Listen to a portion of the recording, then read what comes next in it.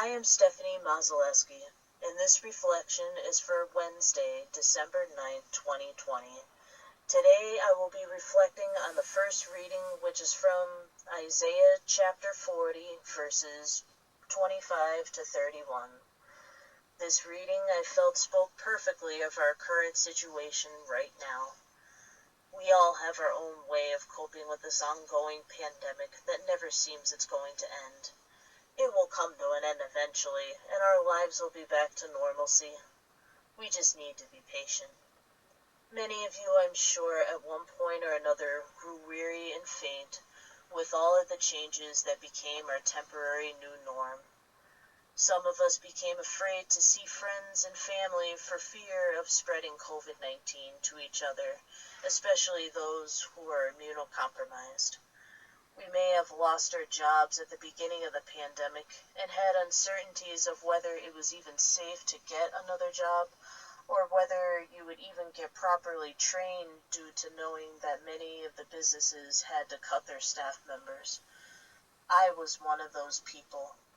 I was laid off from my job that I thought for sure was considered essential work. I was in awe when I was told that I was not allowed to come back until the time was right. During the lockdown, I had to have other means of income. Though it wasn't steady, but it did help the ease of the minds of essential workers and the elderly. For several months, my job was taking care of other people's pets, most of them being complete strangers. I can tell that they were so very grateful for my duties that I provided for them. In the meantime, I always ask God for His strength and His guidance to help me find a much steadier job that also needed me.